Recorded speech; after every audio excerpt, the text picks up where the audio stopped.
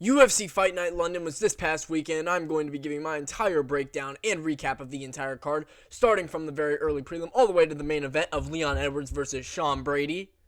Let's start with the early prelim, Graham Kutsaledze versus Cal Fernandez. Okay, I just got this one straight up wrong, guys. Graham brought the Avengers to his corner with Hamzat and Ilya and Alexandre. And then he went out there and got absolutely schooled for 3 rounds by Cal Fernandez. Now, I thought you had to be better to beat Graham.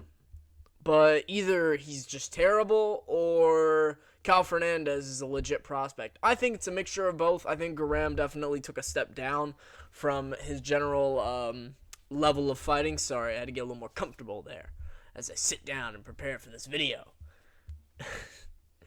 Graham, he just looked off out there. His arms looked his arms being shorter just absolutely was like killing him on the feet. I just felt like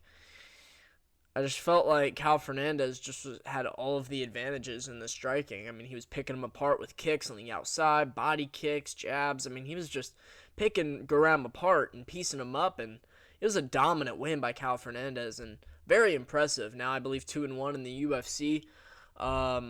Starting to pick up some steam here. So I am interested to see what Cal Fernandez does next.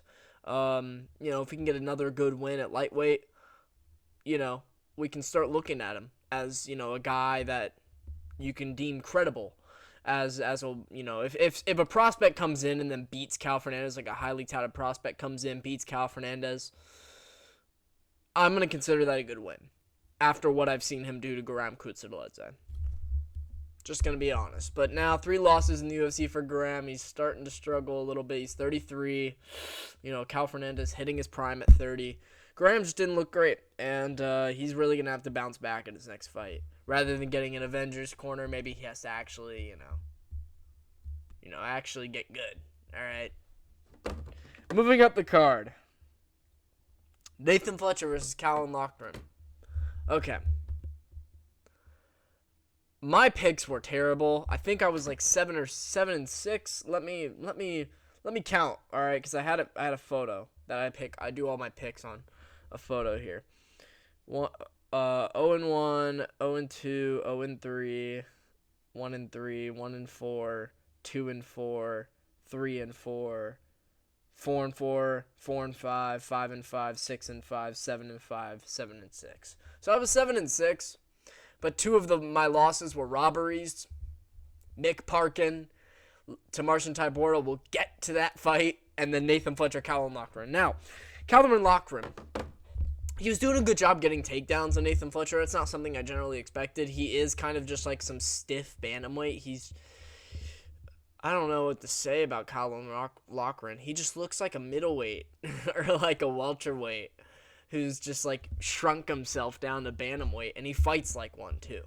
He looked terrible on the feet, in my opinion. Nathan Fletcher looked okay, and Nathan Fletcher was doing a really good job. I think he was doing better than him on the feet, and he would have his moments. I felt that Fletcher won 2 of the rounds.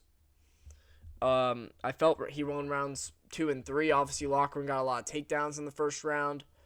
I believe it was either first or second, but Fletcher absolutely won that fight, guys. I promise. My memory's just kind of haunting me right now. But Fletcher won that fight. Watching that fight, I remember feeling Fletcher won this fight. And that wasn't even because I picked him. I don't even remember who I picked at that point in the day.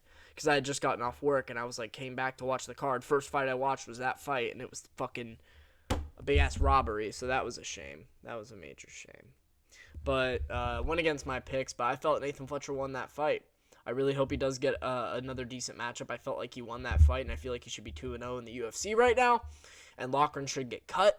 I would still like to see Loughran get cut because I don't think he's good in any way, shape, or form. But I guess you kind of have to keep him after a close win. Because obviously it was a close fight. It was a close fight. I mean, for it to be deemed the other person winning, generally, it has to be a close fight. Alex Pereira, Magomed Ankalaev. I'm just kidding. More like a Cyril Gane, Alexander Volkov. Those are the ones that are just like, okay, so you just straight up robbed this guy. While this one seemed, and Reyes and Jones. But then this one was it was a close back and forth fight. Loughran did a good job getting takedowns. Fletcher wasn't doing a great job defending them. Loughran landed 50% of his takedowns. He was 6 for 12, I believe. See, and then my memory can just pull that up. Fletcher was not doing well getting to the ground, and I felt like he could have done better. I really did, but I felt like it was a good win from Nathan Fletcher. So, yeah, whatever. Fletcher can fight Carlos Vera next or something, and Loughran should get cut. To be brutally honest, but if you do an Ireland card this year, which I'm gonna give I feel that might happen, guys, but I can't really give like an explained take here because it takes too long. But I'll talk about it when we get to the main event because that has something to do with it. But I really did feel that fight was close, and I felt Nathan Fletcher won. Moving up the card, med performance from Callum Loughran. Sean O'Bannon versus Pooja Tomar. Okay, guys, women's MMA is back. It is so back. Okay, we are not in the dark. I said we're in the dark ages of championship MMA, not MMA. If you really watch the video, I'm talking about championship MMA, which is true. I still stand by that take. But women's MMA is at a peak right now with the last couple weeks that we've had. I mean, these fucking women are going at it like they're fighting like street fight, like women's street fighters, bro. They were like ripping out hair, like, bro. This fight was absolutely insane. Pooja Tomar essentially knocked out Sean O'Bannon with the head kick. It was, she was hurt on the ground and she was like kind of there, but not really. I mean, she was getting her head bounced off the canvas. She was hurt. I could not believe that she didn't get finished there, and that's what I thought was gonna be. Like, I thought it was gonna be close decision. I mean, but I need to start picking finishes for these women's fight. As soon as we start picking finishes, as soon as like YouTubers start picking finishes, I'm not a YouTuber, but you know what I mean. As soon as they start picking finishes for women's fights, it's gonna just disappear, and they're gonna go back to the old decisionator fucking type shit, but. I mean, this fight was absolutely insane. What a performance from both women, honestly. Pooja Tomar, I mean, that was a beautiful head kick that essentially knocked out Sean O'Bannon. But the Sean O'Bannon, she just somehow survived and was able to recover and revive herself on the ground. And then in the second round, she's off bottom and gets an armbar. I mean, it was impressive by Sean O'Bannon. She's now 2-1 in the UFC. Pooja Tomar's 1-2 now in the UFC. One of these women was going to have to get some momentum on their side. And, Sean O'Bannon, this is good. Another Irish fighter who can totally be on an Ireland card. They could totally justify her, like, giving her a high unranked, like, known women's bantamweight, or you give her a ranked opponent. I mean, even though she doesn't deserve a ranked opponent, they would do it if they do a card in Ireland. Just to be brutally honest. Moving up the card. Sad for Pooja Tomar. Keep her in the UFC. You need Indian fighters. Jubilee is terrible. Pooja Tomar, at least she head kicked someone. All right, we'll remember that about her. Moving up the card. Christian Leroy Duncan versus Puliev. What was his first name? I don't even remember. Puliev looked like shit. But Christian Leroy Duncan, not a great performance. Not a great fight. This card was pretty bad in general. I'm not gonna lie. I mean, there wasn't a single knockout. There were two submissions? Three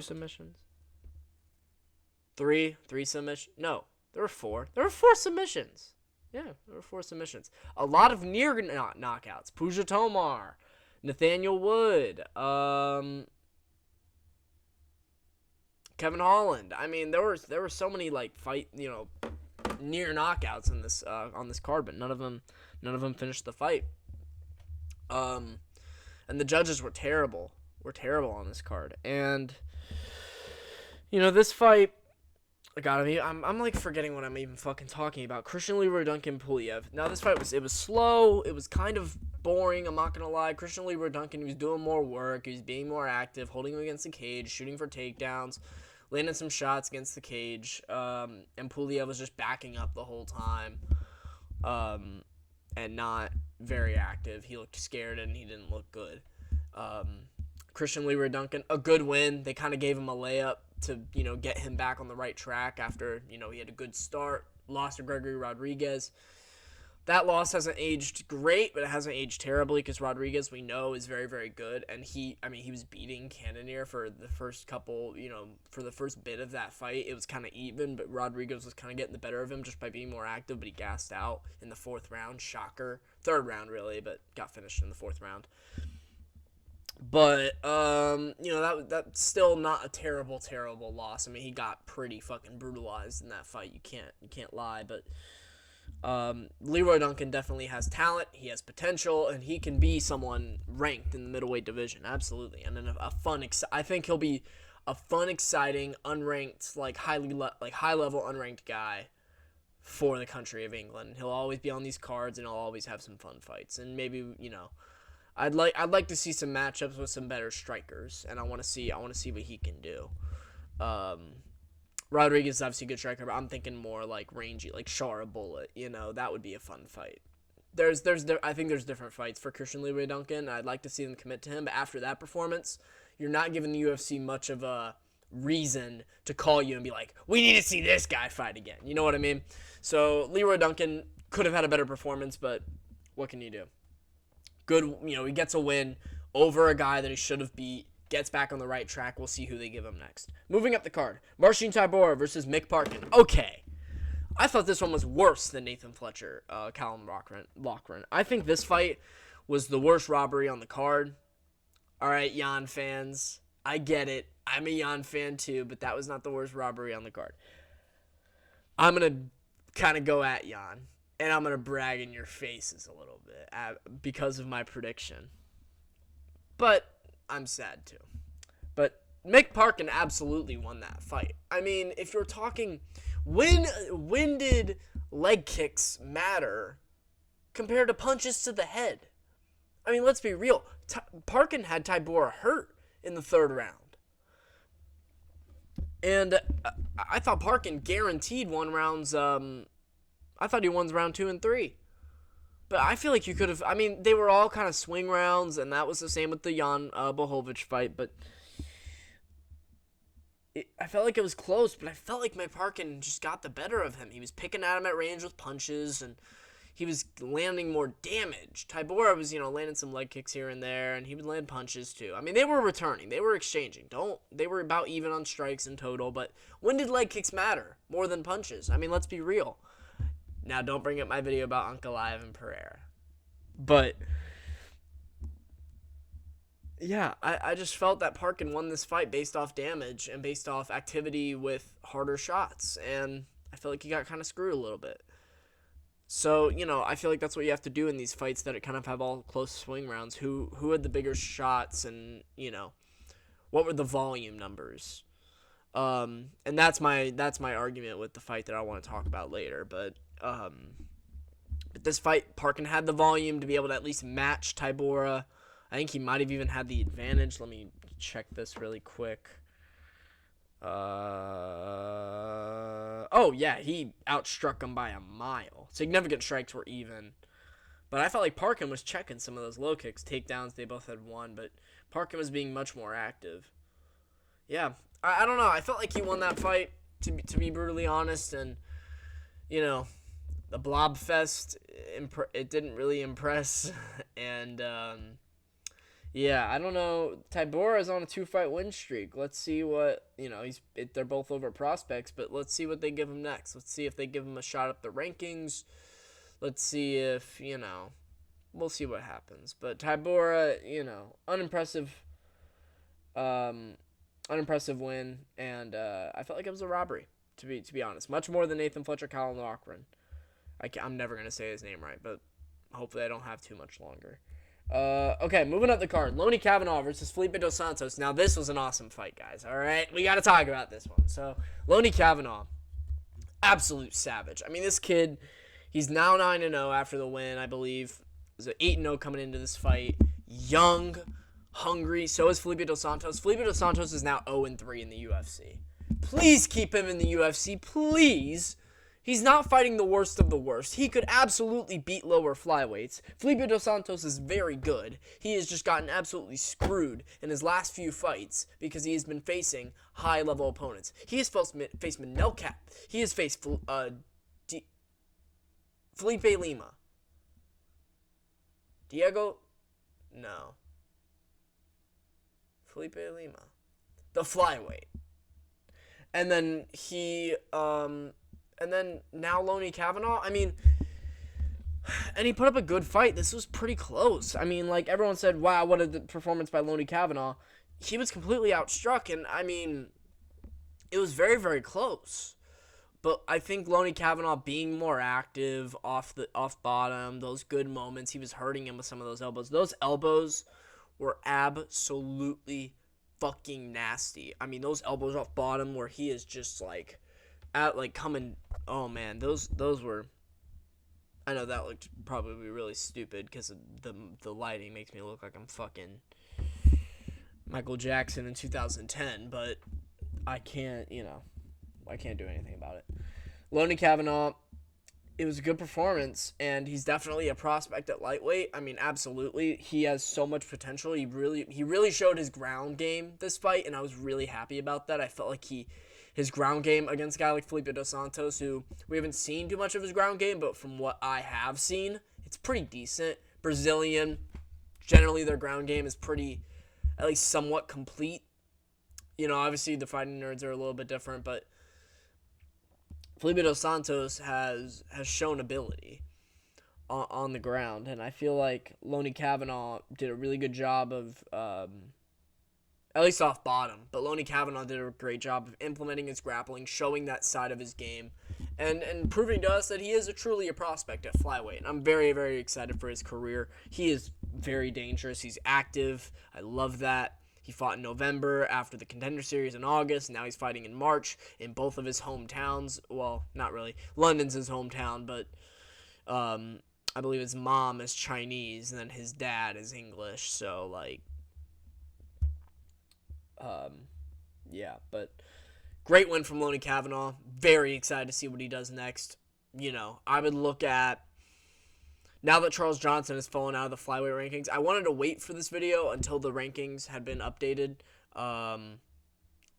And now that Charles Johnson has fallen out of the rankings, they pushed Joshua Van into the rankings. Very happy about that. Hopefully Loney Kavanaugh can get a Charles Johnson fight. I know I called for like 3-4 different people to fight Charles Johnson, but I think Charles Johnson should definitely fight one of these guys, and I feel like a Loney Kavanaugh would be a good fight, because I feel like Charles Johnson could absolutely fraud check Loney Kavanaugh. I mean, let's be 100% honest. Loney Kavanaugh hasn't dominated either of his first two UFC fights, so I'm not willing to pick him against a Charles Johnson yet. I would probably pick Johnson in that fight, and I would hope that Kavanaugh proves me wrong. But we'll see what they give him next. I think they're going to give him a tune-up. I think they'll give him another relatively easy fight in the flyweight division, but Felipe Dos Santos is no joke, and I really hope they keep him around because he is absolutely skilled enough to be in this division. Good win from Loney Kavanaugh, though. Brutal, fun fight. We needed that on the card. Moving up, Jai Herbert, Chris Padilla. Again, wasn't, it was kind of controversial. I picked Chris Padilla. This fight I kind of zoned out for. It was low-key kind of meh. But Chris Padilla was just more active from what I saw, and I did rewatch, I think, like the second half of the fight. I don't know why it was the second half. I don't remember what instance, I was busy or something, but I think I was in class. Don't tell him. But I was rewatching that fight, and I felt like Chris Padilla was more active, punching him, kneeing him against the cage. I felt like there was just more. He was getting in Jai Herbert's boxing range, and he was having success there. But I felt like Chris Padilla was a little bit tentative in the beginning. But Herbert, I just don't feel like did enough. I feel like he could have done a lot more with his striking. We know he's a dangerous striker, and I felt like he could have just done a little bit more. He fired away a lot. He just missed a lot. Chris Padilla did a very, very good job. Good decision win from him. I'm just going to move past this one quickly because I don't have too much time. Nathaniel Wood versus Morgan Charrier. All right. Oh, yeah. I got this one right, guys. This is a good prediction by me. I felt very, very confident, and Nathaniel Wood looked fantastic in this fight. I'm very happy to see Nathaniel Wood look this good, getting to the final run of his career, you could say. of his prime at least. And he looks great. I mean, Morgan Charrier, he absolutely shut him down, and Nathaniel Wood controlled the fight the entire time. He was in control. He never let Charrier get in a groove. And, Charrier, he's very good, but I do think that we need to maybe lighten up on him a little bit in terms of hype, because, he looks good. And when he fights guys that aren't great, he will beat them.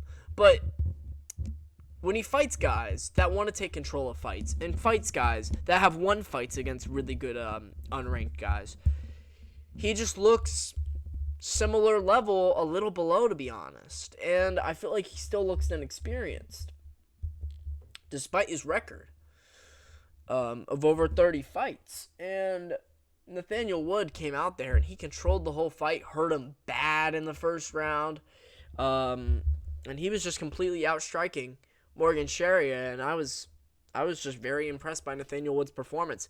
Vintage performance from Nathaniel Wood, showing he's still in his prime, and I'm very interested to see what he gets next. Obviously, he's been robbed a few times. He's kind of gotten screwed at some points in his career. This was a really good win.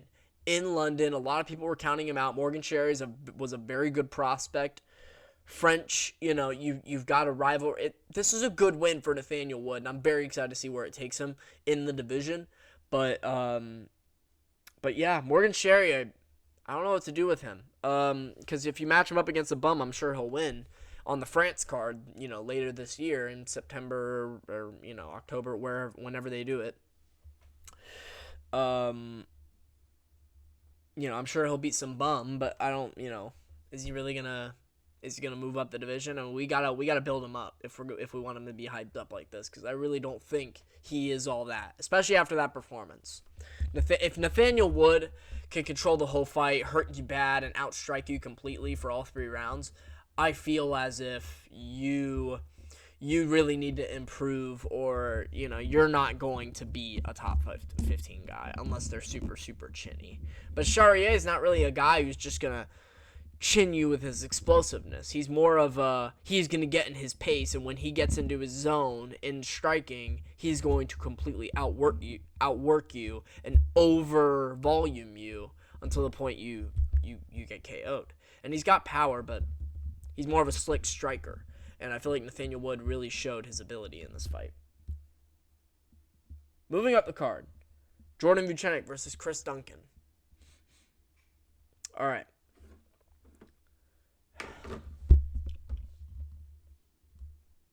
Man, I like Jordan Vucenic. He's been fantastic on Cage Warriors. This was disappointing. A really bad performance. And I felt like he was doing well on the feet until he shot the takedown, and it just makes no sense. And Chris Duncan is the guy who just keeps submitting people. I mean, he's the guy who has the finishing ability off of his back, especially against a guy like Jordan Vucenic, who's hyped up, and then he gets caught into a bad position on top, and he's got to tap. I mean, it's a good win from Chris Duncan. And he called out Terrence McKinney. Why? You could get a fight much higher up the ladder at lightweight, but he went to fight with Terrence McKinney. So, hey, I'm down for it. Maybe he's hoping for one more big win, and then he'll start calling out bigger names. But McKinney's, a fun name. That fight will get attention. So, not a bad idea. Moving up the card. I don't even want to talk about that fight. It makes me really sad. Vucenic okay, I'll talk a little bit more about the fight, because I don't need to talk about Molly McCann yet. Vucenic, you were winning. Like, you're outstriking him. You showed your ability, but also, man, I think you got to move back down to featherweight. I think at featherweight he was so much better on Cage Warriors. He had the speed advantage over Chris Duncan, but I felt like at featherweight he'd have the speed and he would have the power. And obviously that weight cut is probably hard for him, and I get it. I don't want to just tell him to move back down to featherweight, but I don't know if the weight cut was 20 pounds or whatever, 25 pounds, if it was like a Connor type weight cut from when he was at featherweight, like 25 pounds. But I think I think 45 is a better division for him, and I think he could be just more proficient at that division. But obviously, he wouldn't be able to be as active. But I mean, man, if you can't win, what's the positivity in being active? If we can get you in there for every 5 to 6 months, I'm okay with that. You just gotta win. You just gotta win. You still have time in your career. Um, so I would consider a move down to 45 for Vucenic. Hopefully he gets one more chance in the UFC. I think he will, just because they built him up through Cage Warriors for a while, and he had some really good fights, and he had a fight, a really close fight with Paul Hughes, and Paul Hughes has shown ability at lightweight, as we have now all seen against Usman Nurmagomedov and AJ McKee and all these guys, um, but Vucenic really needs to, you know, he needs to think about the future of his career and what he wants. And the UFC's not going to give him some lowball matchup now that he's 0-2. They're giving him a last chance. So if he goes down to featherweight, they're probably going to give him a solid guy. So he's really going to have to show up. They could give him a fucking Morgan Charrier. Like, he's got to be careful. Vucenic's got to be really, really careful. So he's really got to focus on what he's going to do next. I'm not trying to tell him what to do with his career. It's not like he's watching, guys, with my 80 views. But I would consider a move down. While Chris Duncan, huge win for him. He keeps showing that submission ability off his back, and he's gonna be a guy in the lightweight division now. He's Scottish. That was a terrible Scottish accent, but I don't even know if that was supposed to be a Scottish accent, guys. But Chris Duncan, we'll see if we get that Terrence McKinney fight. It'll be fun, but we'll see. We'll see what's next for him. Moving up the card, Molly McCann versus Alexia Thainara. Molly McCann got dominated. Shocker, guys, I know. Another first-round finish for a women's fight. The Pusha Tomar fight was second round, but you know what I mean. There were two first round last week. But Alexia Thainara got the submission, twerked after, whatever. Kind of a lame celebration in my opinion. I just think those were, for the incels who actually, the incels who only watch it women's MMA. The true men take their piss break during women's MMA. All right, guys. I'm kidding. I respect them. But, there can be some improvements.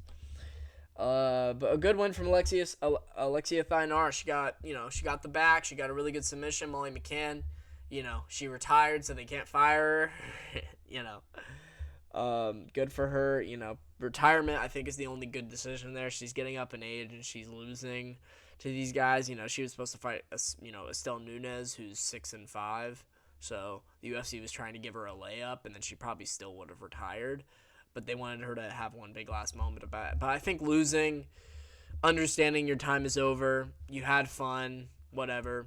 She was an average at best women's fighter, and, she had her moment.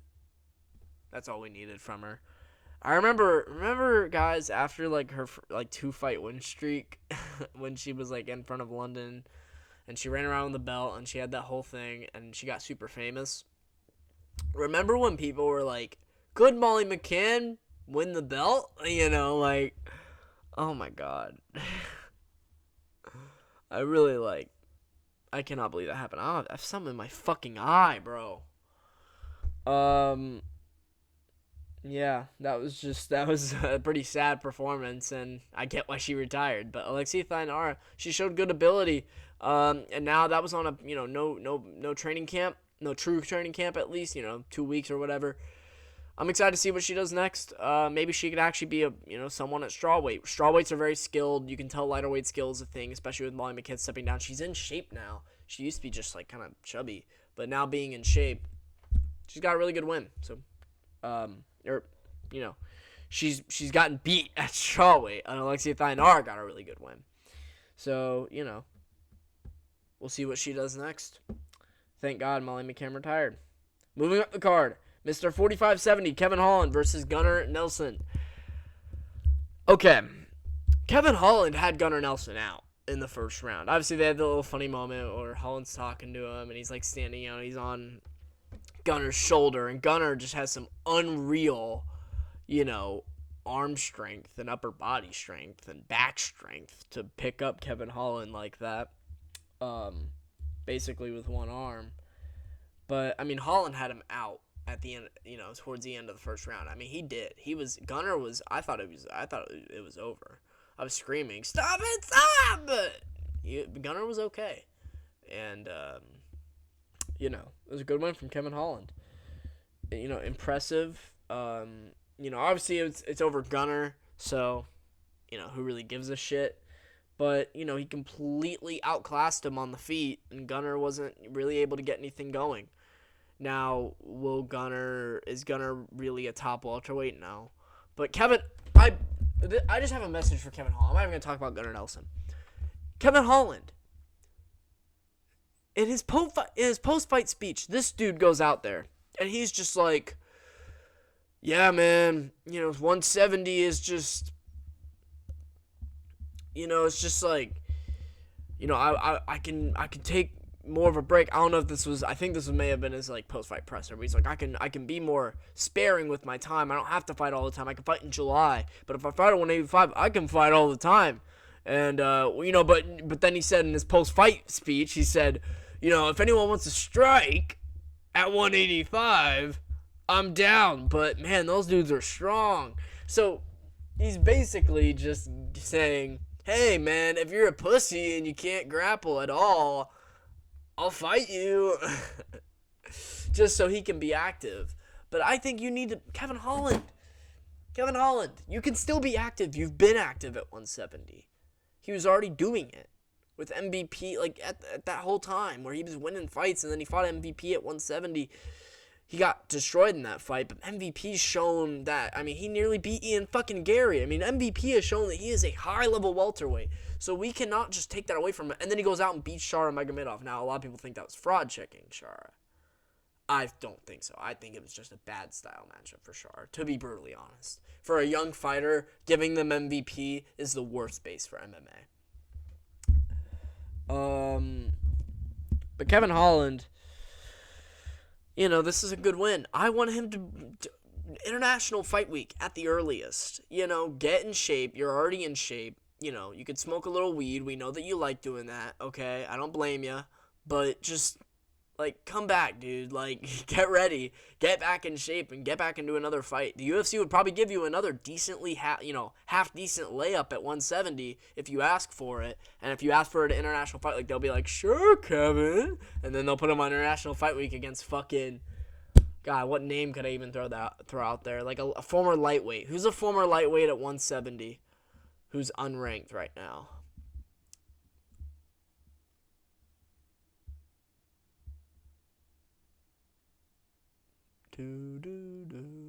Okay, I'm not going to think of one right off the spot. But you know what I mean. Take some time. July, International Fight Week at the earliest in late June. If not, July, August at the latest. Get back in there, stay active, but definitely focus on 170. 170 is your weight class, man. It is your weight class. Stay there. You beat Buckley, and look what Buckley's done at 170. Moving up the card. Jan Blachowicz versus Carlos Ulberg. Okay.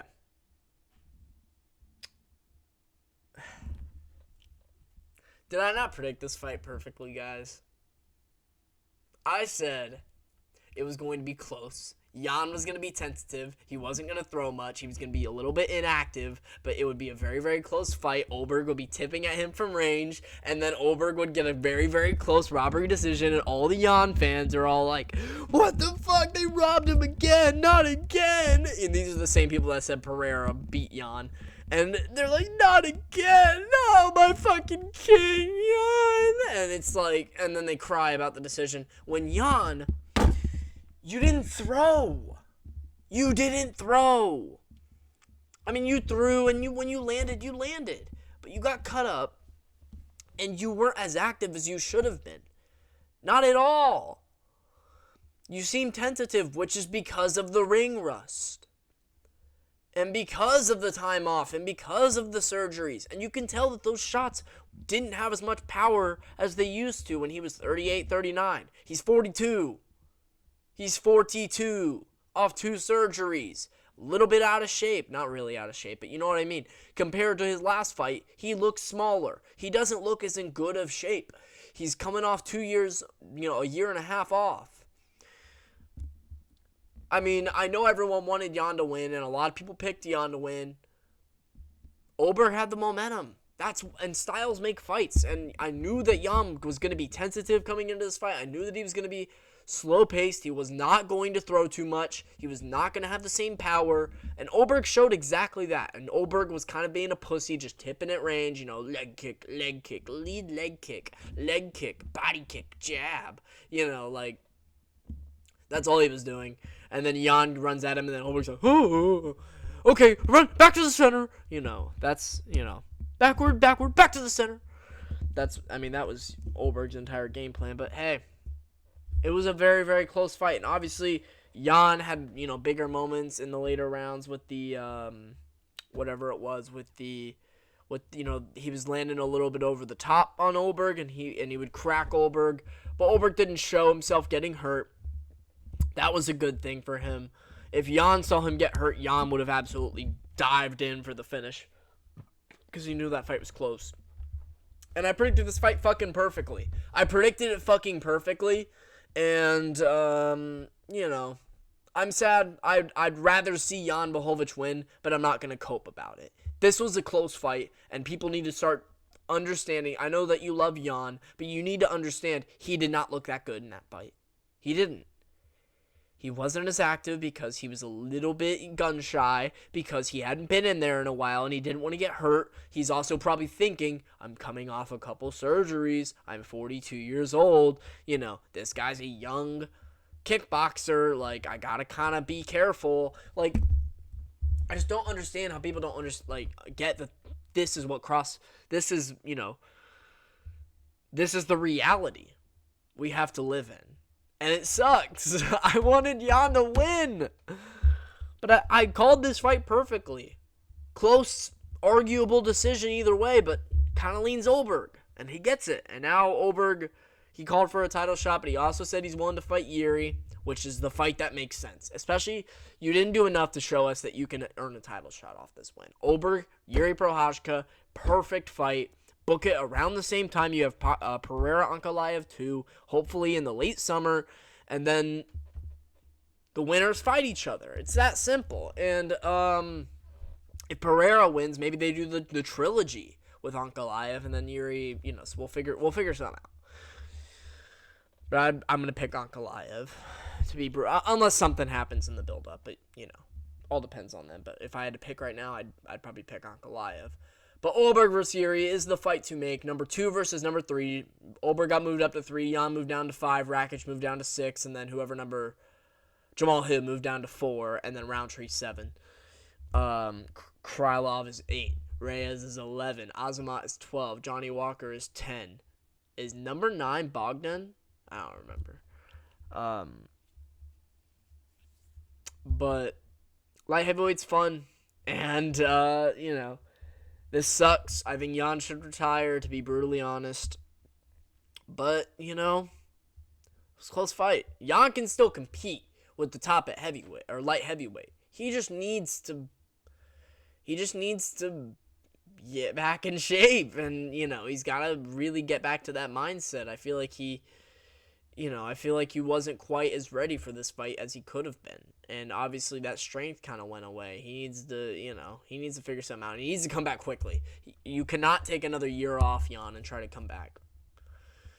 Hopefully try to get back at the end of the year. Maybe you can do it. Maybe you can convince UFC to get a Poland card, get one last main event in. If you lose, retire. You win, you can still retire or call for a title, But we'll see what happens. I don't know who they match him up with next. A lot of people are saying Jamal Hill, Roundtree loser. I think that's more likely if Hill loses. If Hill loses, I'd like to see Jamal Hill, Jan Blachowicz. But if Roundtree loses, I don't think Roundtree deserves that type of fight. So I think Blachowicz could maybe fight a Rakic. He could also fight the winner of Azamat Johnny Walker, especially if Azamat wins. I could see the UFC wanting to do that. And, if Krylov beats Reyes, because you can't do Reyes. I don't know. But I would say maybe Hill if Hill loses. or the winner of Walker Azamat versus Jan. Okay. Olberg fights Yuri, 100%. Moving up the card to the main event. Leon Edwards, Sean Brady. I'm going to be kind of quick on this one. Leon Edwards looked like shit. He looked shit. And Sean Brady made him look shit. It's been said around. I know other people have said it. People were talking about Usman bullying Leon and Bilal bullying Leon. This was bullying Leon. I mean, God, everyone's bullying him. But this was a true beatdown. Sean Brady dominated the first 3 rounds and then submitted him in the 4th. Leon has never been finished in pro or amateur MMA. People need to understand this. Leon Edwards has no idea what it is like to be finished in an MMA fight until last Saturday. And Sean Brady was the guy to do it. Just how good is Bilal Muhammad, guys? As the man himself tweeted. But this is a fantastic win from Sean Brady. And a lot of people are saying give him the title shot. And I've made my argument on my personal Instagram account. Hopefully you don't know my name. But the UFC's giving Shavkat the next shot. People don't understand. Shavkat got the title shot a year off of fighting. And his last win was the Wonder Boy win. His best win was Jeff Neal and Wonder Boy. In that Wonder Boy fight, he didn't look great. He was hurt too. And then he comes in a year later, gets a title shot. Bilal pulls out this time, and then he beats Ian Gary narrowly. Like, you can say, well, the Ian Gary fight kind of took him out because he didn't look that impressive. He was also injured again. And I just feel like we're coming up with so many different excuses for Shavkat. But let's be real, the UFC already gave him a title shot off of a Wonder Boy win. And then now he beats Ian Gary. Yeah, he doesn't get his finishing streak anymore. He still gets another win on top of that. And yes, he is injured, but he was deemed next for the title shot. I don't see the UFC going off of the Shavkat title shot. Especially since Sean Brady's already lost to Bilal. If Sean Brady hadn't fought Bilal before, and Sean Brady was 18-0, or, he lost to, say, Usman or something, or say he lost to, God, I mean, who else could he have lost to? Let's say he lost to a Gilbert in his prime or something. Let's just say someone else is the champ. Say JDM was the champ. Maybe they give Sean Brady the title shot. But if JDM becomes champ, it's going to be 2 things. Shavkat, because JDM has been calling out Shavkat. Shavkat's next. It'd be a fun-ass fight. Or Islam. Let's be real. If JDM wins the belt, do not be surprised if Islam gets the shot. But we'll see. It depends on Topuria. They really want Islam Topuria. Lightweight's got to figure itself out before we can figure out what's going on at welterweight. But Sean Brady should fight Kamaru Usman or Joaquin Buckley. I think Joaquin Buckley, but I really want to see Buckley versus Usman realistically, and so it kind of sucks. Sean Brady is kind of in a shitty situation right now because Bilal's going to fight JDM, and the UFC is going to give Shavkat the next title shot, especially since Sean Brady's already lost to Bilal. I don't see them giving Sean Brady the rematch against Bilal after he already lost to him, even though Sean Brady is the number 1 contender. So I'm hoping that Sean Brady will do one more fight. He said he's willing to. I think then do it. If he said he's willing to fight again, do it. Book it around the Bilal and Shavkat fight. Whether it's Usman, whether it's Buckley, maybe you can get Buckley and Usman in there at International Fight Week, and then you can have them the winner turn around for October and fight Sean Brady in a true title eliminator match, and that's when Shavkat will be ready. So the timing will work out perfectly. So I feel like that's what Sean Brady should do. I think that the UFC needs to book Usman and Buckley right now and get it done this summer, so then you can have Sean Brady fight the winner, hopefully, especially if it's Joaquin Buckley, who I would predict I would pick him in that fight, because Usman's old and washed. I know, what about the Hamzat fight? Whatever, bro. It's been a year and a half. But yeah, I mean, huge win from Sean Brady. Where does Leon go? Now this comes back to my point I made earlier in the video. He fights Ian Gary in Ireland. This is a good style matchup for Leon. It's a striker. It's a guy who's not going to go down and bully him like Sean Brady. Ireland card, main event. You have an excuse to go back. Ian Gary, Leon Edwards, book it. You give Ian Gary as a reward of stepping up on short notice multiple times for the Buckley fight, and then stepped up even a week earlier to fight Shavkat, a much harder fight for 5 rounds. Well, not a much harder fight than Buckley, but a hard fight, a harder fight, and he saved the event. Let's be real. Ian Gary kind of saved the event. He needs a reward for that. He's number 7, number 8 ranked, formerly undefeated, willing to put it on the line. Leon Edwards off multiple losses now. He's 4th ranked in the division. JDM moved down to 5. I think they should have moved Leon to 5, to be brutally honest, after that performance, and then JDM should have stayed at 4. I don't really understand why they moved JDM to 5, but I get it because Leon's a champion, and you can't really put JDM above him when his best win is Gilbert Burns. I get it. But Leon Edwards versus Ian Gary makes perfect sense in the division. It just does. And it gives them both a chance to get back in the win column. Ireland main event, England versus Ireland. The trash talk would be there. The shit, like the build up. It would be great. It'd be a great event. And then the co-main event, all you have to do is get an English fighter on there and you're good. I mean, you don't even need a fucking Irish fighter. But if you could get Paul Hughes to debut, even as the main event, and put that as the, or put Paul Hughes against if you can get Paul Hughes into the UFC, and then you do Paul Hughes versus, God, I'm trying to think of a top 10 fighter at lightweight. Against a Michael Chandler, if Michael Chandler loses, even a win against Patty, I would say if he loses. Or you could do Patty Paul. I mean, there's so many different possibilities that you could do for an Ireland event. That should be the main event. Ian Gary, Leon Edwards, 5 rounds, striking. It'll be fun. It'll be good. 2 at-range strikers. They will go at it, though.